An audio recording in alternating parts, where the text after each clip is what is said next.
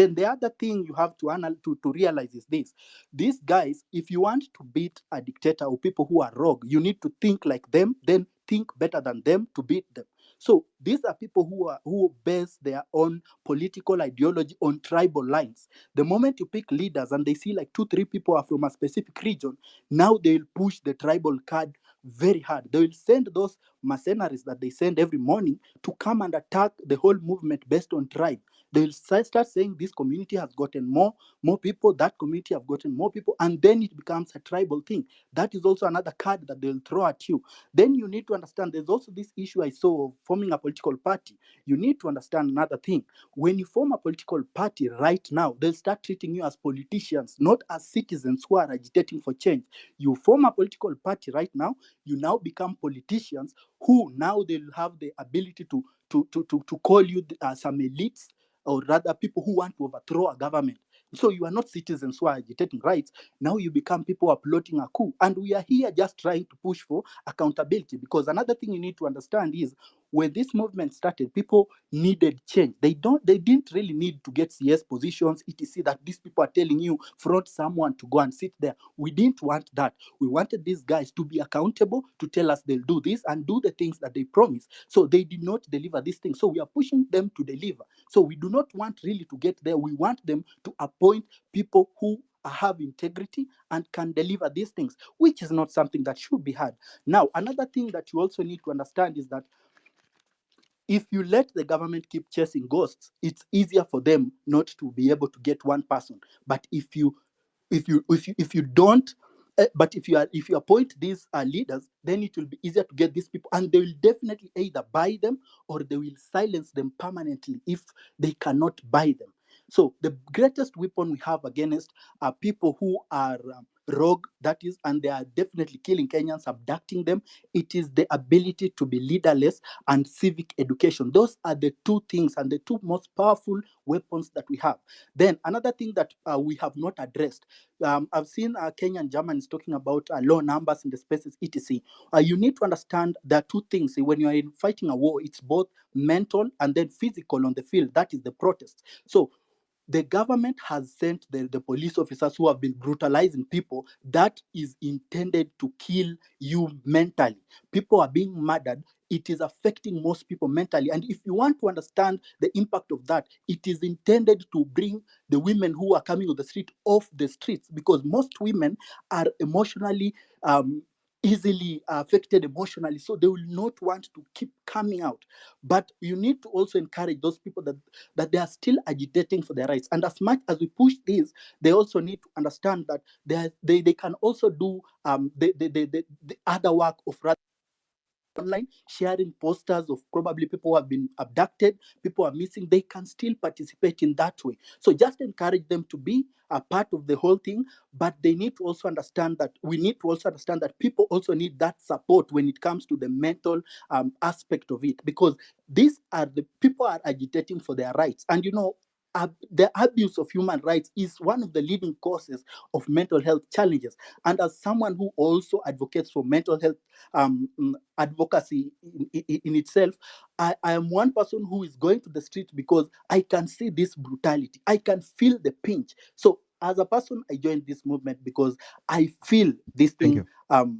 affecting me as Thank an you. Hold there. individual. Thank you. Ndego Advocate, you were to raise some issues on the petition. You have petitioned the is it the impeachment of the presidency?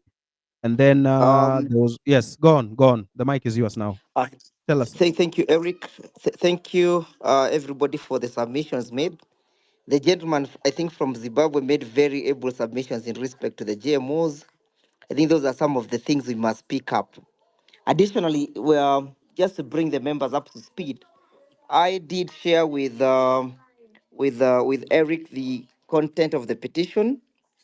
The petition has 50, I think, about 3 or 4 major prayers, where we are asking the um, High Court of Kenya to make a determination whether or not Kenyans can participate directly in bringing down or in removing Mr. William Ruto and Mr. Gachagua from office.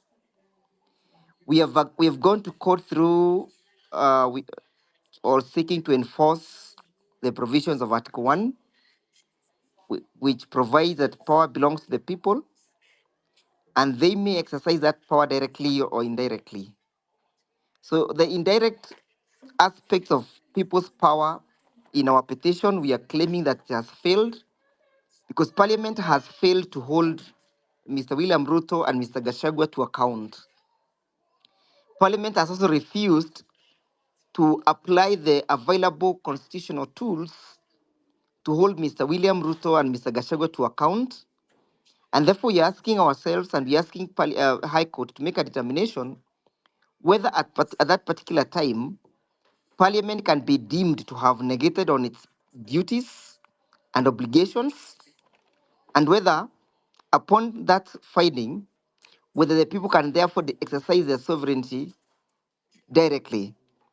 And the means that we are proposing to exercise our sovereignty is through a referendum. We're asking the High Court to make a finding that a government can be established through an election, and the same government can be removed by the people through a referendum. That is a substantive question we are asking the High Court. The grounds upon which our petition is premised is that there is serious diminishing of capacity on the part of Mr. William Ruto and Mr. Hashagua's government, and that diminishing has withered the confidence of the people.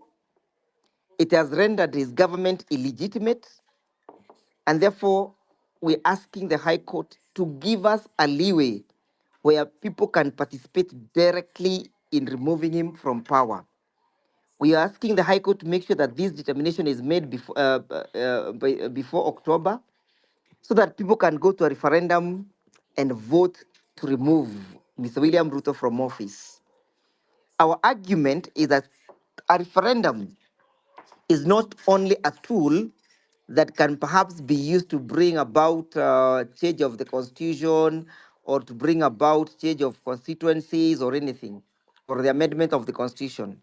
We are saying that a referendum is also a mean or a tool available to Kenyans through which a government can be established. So the other issues we are raising is that, for example, the other day he went to the US, he signed some covenants and agreed that Kenya should be a non-NATO ally without the participation of the people of Kenya, without the participation of the Parliament of Kenya. And we are asking that he has actually sold out our sovereignty. The other issue that you also raised in our petition, among others, is that he has agreed that the US should create a military base in Lamu without asking the people of Kenya to participate in making that determination. To us, is that he has completely sold out again our sovereignty, where foreign entities and foreign states will establish their military base here without consulting the Kenyans. So those are some of the issues that we have raised, among other issues of breakdown of governance. And we are hoping that the High Court will be able to agree with us and give us an opportunity to argue our referendum or to carry out our referendum. We are asking many people to join this petition, whether you belong to your professional groups, whether you want to be individuals. We are asking especially the professional groups or the NGOs and civil societies to join this petition. We have a pool of volunteer lawyers who are willing to take up your matters and urge or argue this case before court. We're asking the Chief Justice to appoint a bench of not less than 5 judges who are going to hear and determine this case. We have very solid facts and grounds that we are relying on in respect to asking the High Court to declare that Kenyans can remove or change a regime through constitutional means of a referendum. Those are some of the issues that we have raised in our petition. I have shared a copy of the same with Eric. Perhaps Eric may be posting it in this forum. for people to go through it and read and understand the issues that we are raising before the High Court. I would reiterate once more that people are free to join this petition because the more, the merrier. If you're able to collect signatures from wherever you are, as long as they are designated signatures in support of the petition for referendum, we'll be able to take those signatures again and collect them in our affidavits and show the court the weight of the case and the desire that people have. Of course, the argument about the loss of legitimacy is premised on the ongoing protest against government and the inability of Mr. William Ruto to protect life, which is so sacred, that he has unleashed his militias to go and kill Kenyans who are exercising their constitutional right. So we are saying that Kenyans have a right to remove him because he has failed to defend the constitution, which he himself swore to defend. So those are some of the issues, Eric, we are raising in our petition. I'll still remain available for further consultation or clarification. Thank you.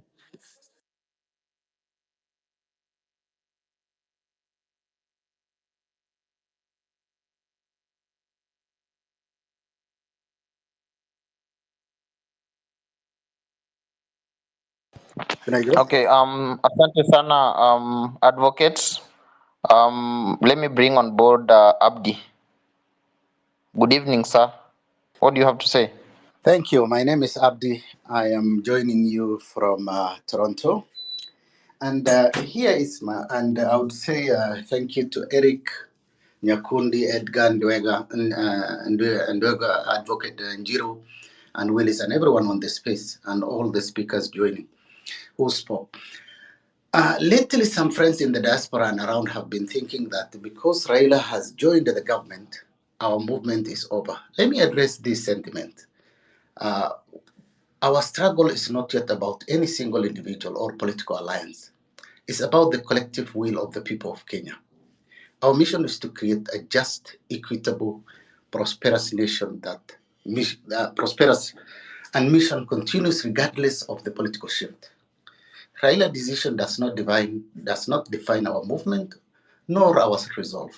We must stay focused on our goals, mobilize the youth, and work towards change we want to see. Our journey is far from over, and together we'll keep pushing. Having said that, I believe coalition arrangements in Kenya have always been short-lived and formed for special purpose. This time is not different. The political class consistently unite for their selfish agenda, ignoring the root cause of our issues. The Kenya Kwanza coalition has been buying legitimacy across the political divide. President Ruto represents the old school of thought of Moi, which is now outdated.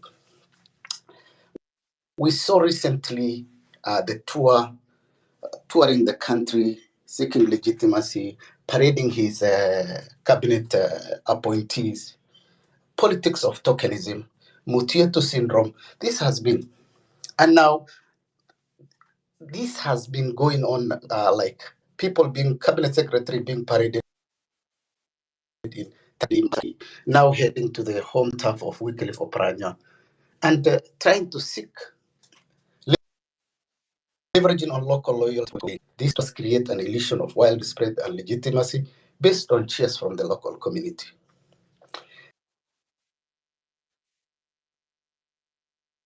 I would say the president politics still represents politics of mass manipulation, engaging tactics that this the populace. Despite this effort, there is glaring political incompetence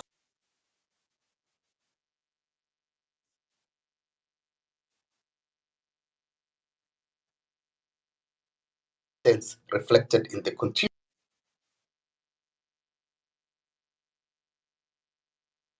failure to deliver on the promises and on the process and to govern effectively. The people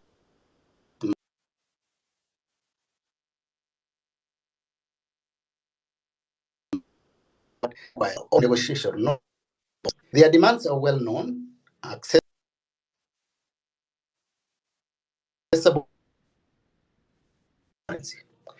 The senator said in earlier, Kenya, our software is working, and we having said that, and our politicians also should respect Kenyans who elected them. We are not as foolish as they think or naive. Finally, the KK government is all about political settlement between right Ruto. There is no economic benefit to the citizens. And we see the KK regime is overwhelmed by responsibility and status of their office. They are yet to settle. In reality, they are in charge of this country. This information all political divide, as you have seen, legitimacy through tribal cabinet appointments. Kenyans will violently and painfully anything the regime throws at them. We are up. It's not that we are up against, we are not up against two people. We are up now against an entire system and alliances, not just one person. It is them versus us. Here is the step to take to victory, nane match, as they say. Mobilize the youth. They must lead the change, organize, educate the young people about their power and potential. Let's encourage active participation in the political process to drive the change we desire in this country. The youth see themselves as the key stakeholders in Kenyan future. Two, we must enhance and embrace citizen-driven journalism to reshape the narrative and counter the mainstream media biases. Encourage independent reporting and storytelling that reflect the true aspiration and struggles of the people. The other thing you can also use is to leverage on social media. Social media platform to disseminate messages, mobilize support, maintain pressure on the political class. Social media is a potential tool for grassroots organization, advocacy, and real-time communication. I will also add this, maybe I don't know what is your school of thought. I will say we should also form alliance with like-minded groups and individuals, including the civil society organization, activists, other movements that share the vision for better Kenya. Unity, strength, and broad base of support. Final take is also civic education. Educate the public about their rights and their responsibilities. Empower citizens to demand better government. Hold their leaders accountable. Civic education is crucial for fostering an informed and active citizen. We must also ensure our young people are registered to vote. This is something that we miss every time, to participate in the electoral process, to support and encourage youth candidates committed to the cause in the coming elections.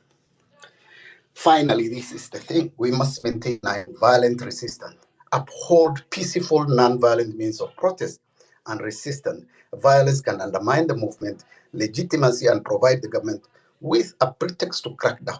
Non-violent resistance ensures a high moral ground and broadens public sympathy.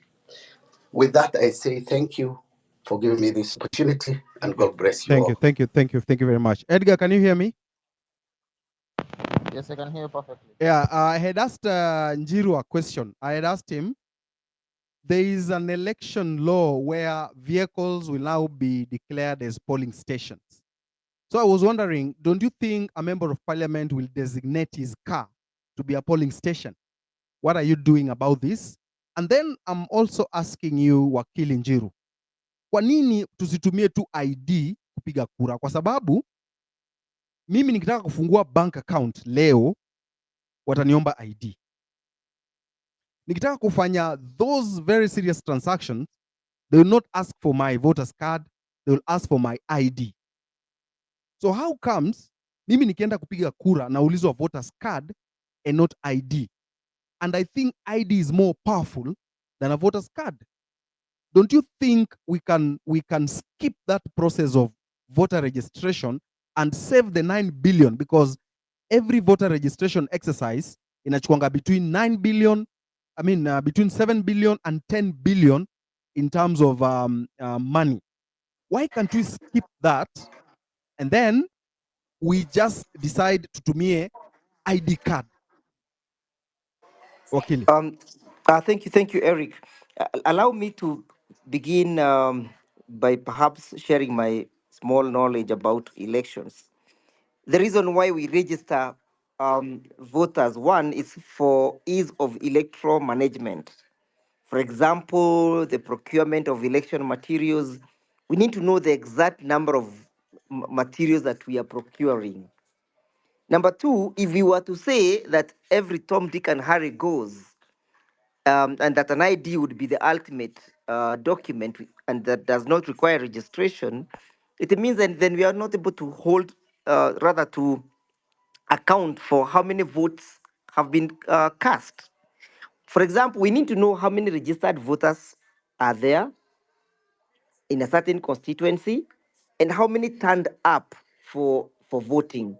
This, of course, will deal with the issues of electoral malpractice because we are certain as to the number of the registered voters. So for me, the problem is not about registration because registration is quite crucial for election management and also for accountability purposes in an election process.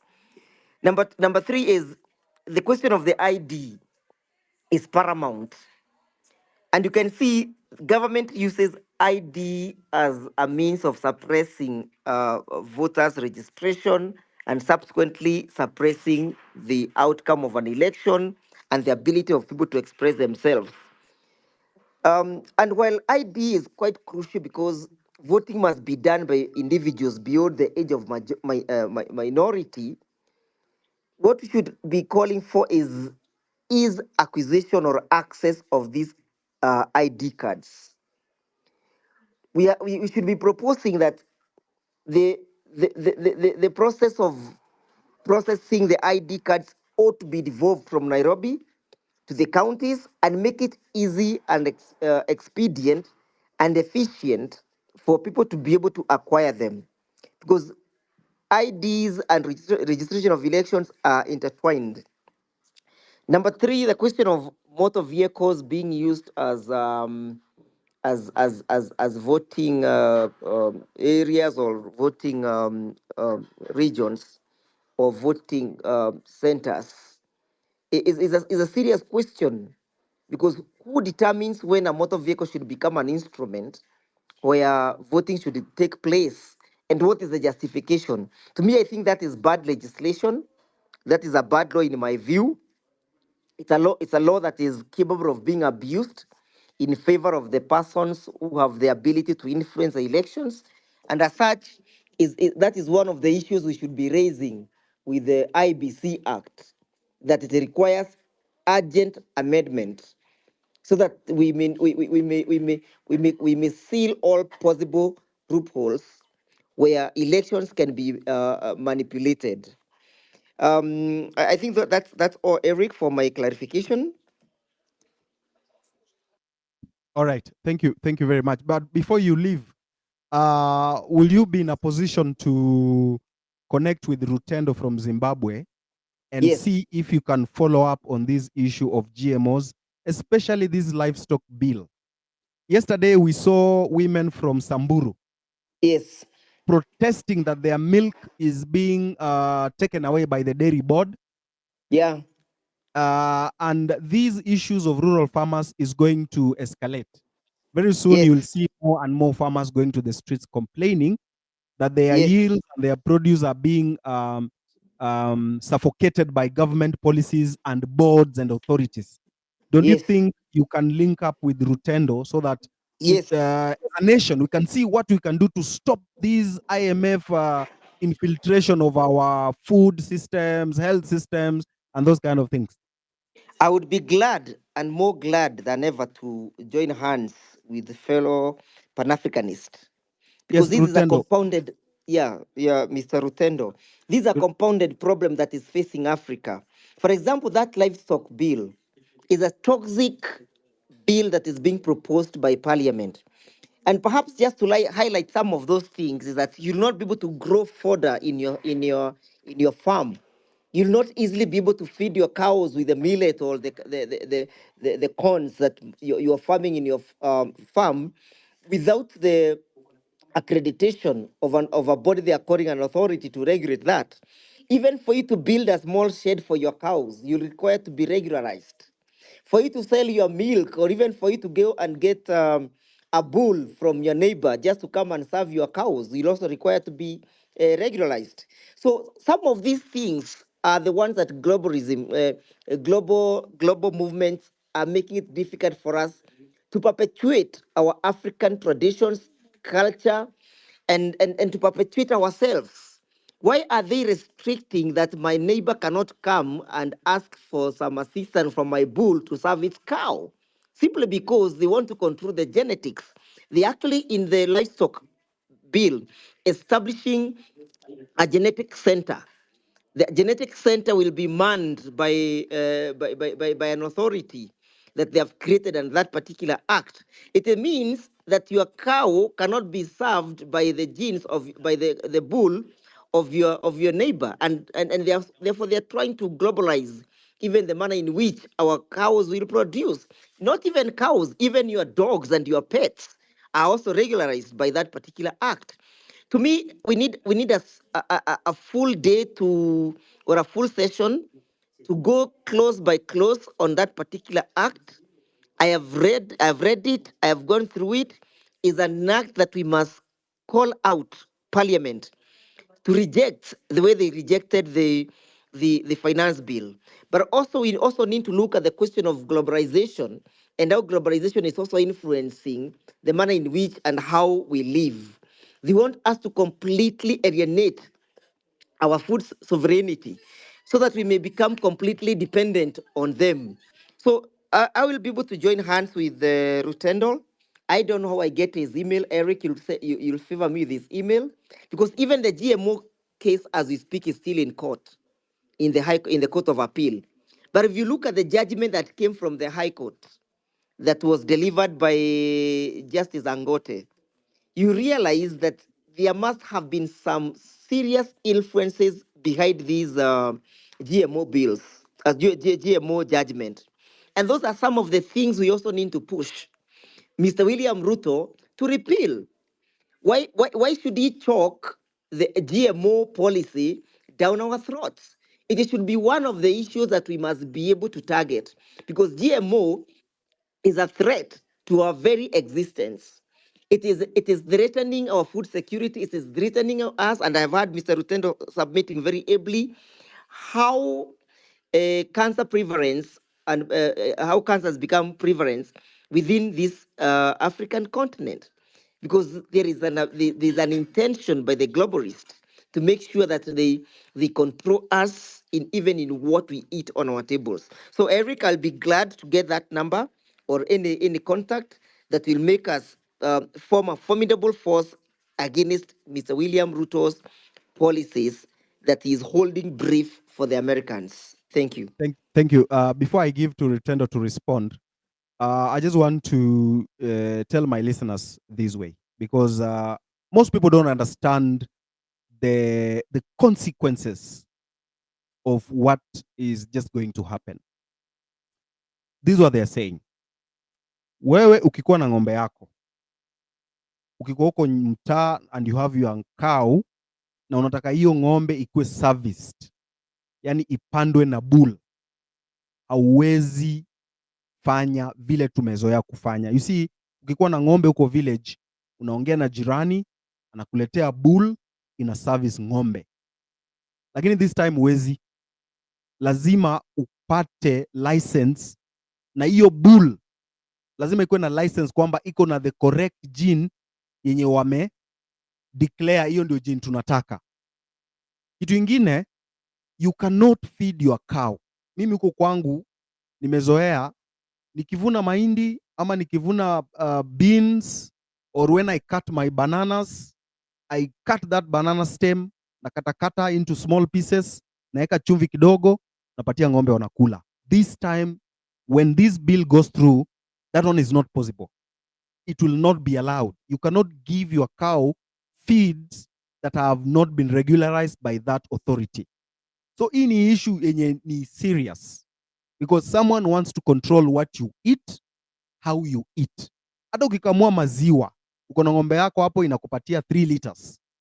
You cannot give this maziwa to a neighbor. Labda neighbor anataka kununua. Saizi watoto wamefunga shule, they are at home, they are taking a lot of tea.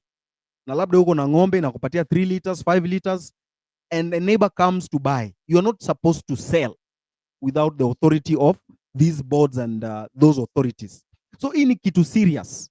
And this kind of globalization yenye Ndegwa anaongelea hapa ndio ime lead to the rise of chronic diseases zenye tuko nazo in the country today.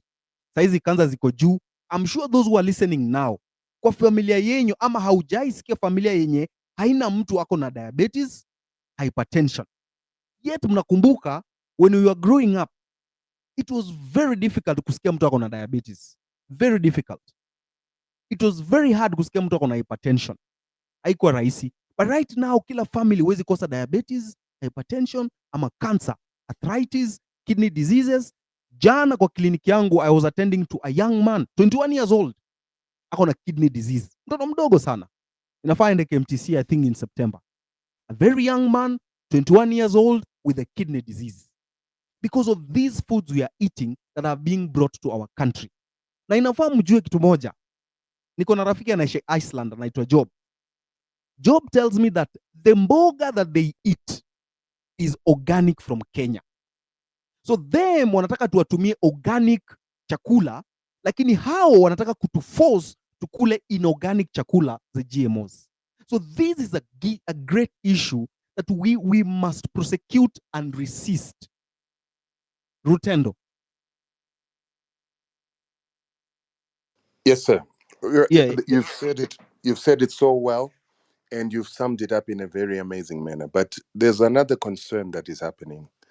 There is academic imperialism that is currently taking place, or intellectual imperialism, where any thought that is African-centered is looked down upon and legislated upon by African leaders acquiescing to international conventions that they sign without interrogation of anything that is happening on the African continent.